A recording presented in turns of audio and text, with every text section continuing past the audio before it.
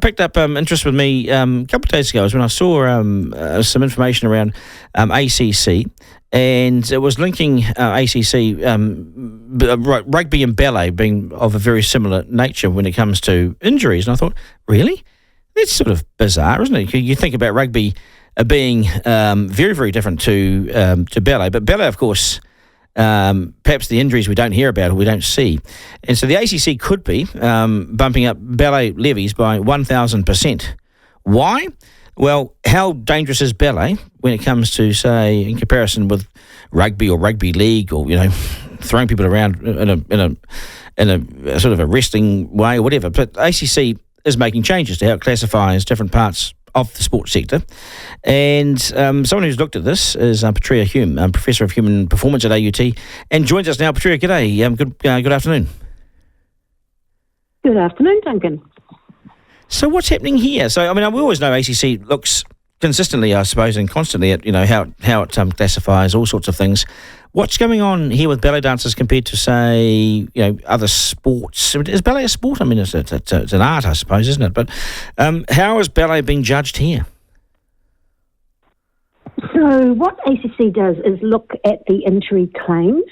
And so we need to be clear about the difference between professional rugby and professional ballet and, our community participants. But when you look at some of the research, it's clear that rugby players have a greater rate of injury and they're more severe. So let's say you participate in rugby for 1,000 hours and you participate in ballet for 1,000 hours. You'd have about 91 injuries for rugby, and you would only have 4.4, around about 5 injuries for ballet dancing. So you're 20 times more likely to have an injury in rugby. And when you do have that injury, in rugby, they're more severe. So your recovery time is about 18 days in rugby and only 7 days in ballet. So it's 3 times more severe for rugby.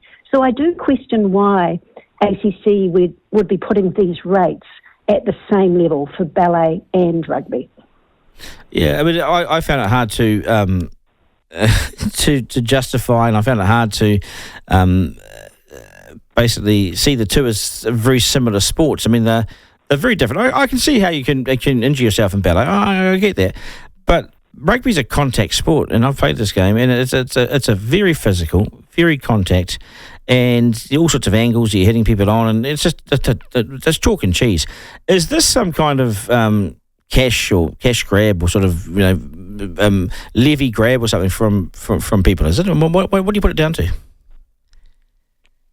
Well, there are some injuries that are the same. Like if you think about, a line-out throw in rugby where you're lifting a player up to catch a ball, and you think of a male ballet dancer lifting a female ballet dancer, they're kind of really similar movement patterns.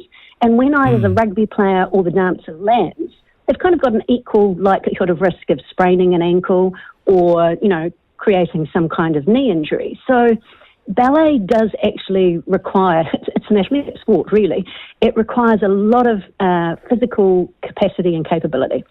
So, pirouetting or jetting and landing, that's kind of similar for a ballet dancer in terms of the forces going through the ankles and knees as it is for a rugby player when they're changing direction, to avoid a tackle.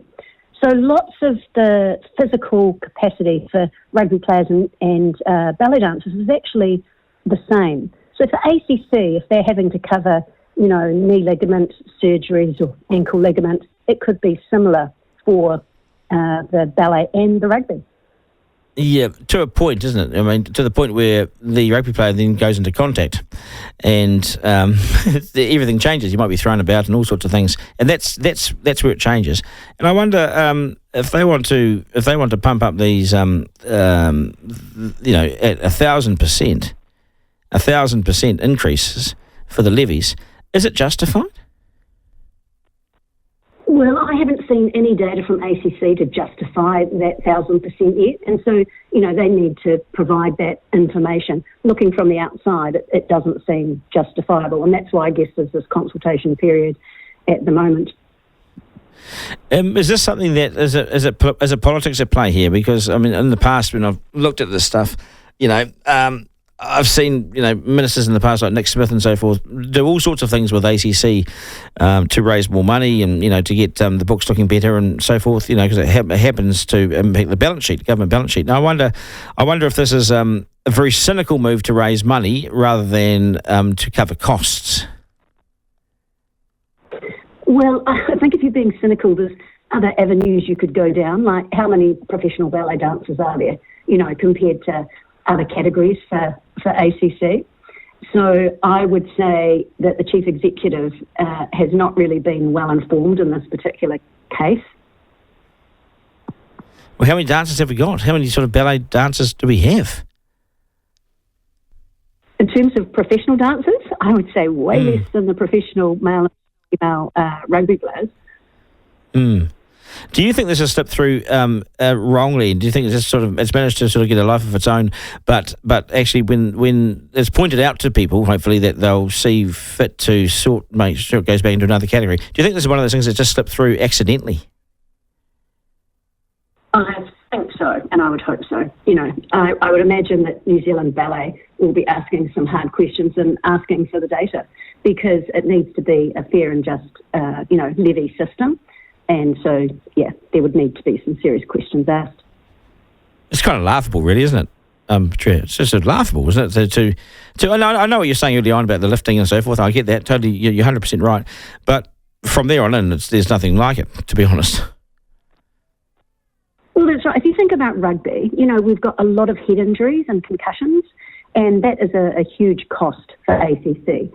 In terms of the overuse injuries, which is mostly what ballet has, they're higher frequency, but you get less claims for those at ACC.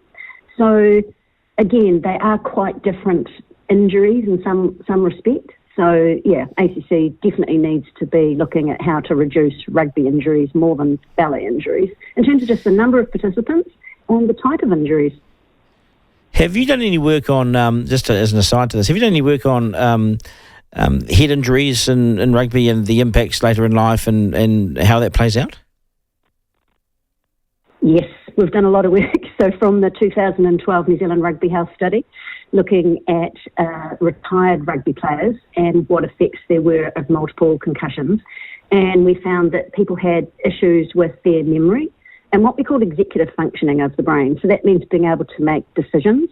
And so we are looking at a brain warrant of fitness, where people can come in and be assessed for their cognitive or brain functioning abilities, but also looking at other factors around their lifestyle in terms of their sleep and their vision and hearing, because we know that there's a lot of different risk factors that increase your risk of getting dementia or Parkinson's disease. So we want to try and identify people early on to give them help to stop that, what we call neurodegeneration or, brain health issues.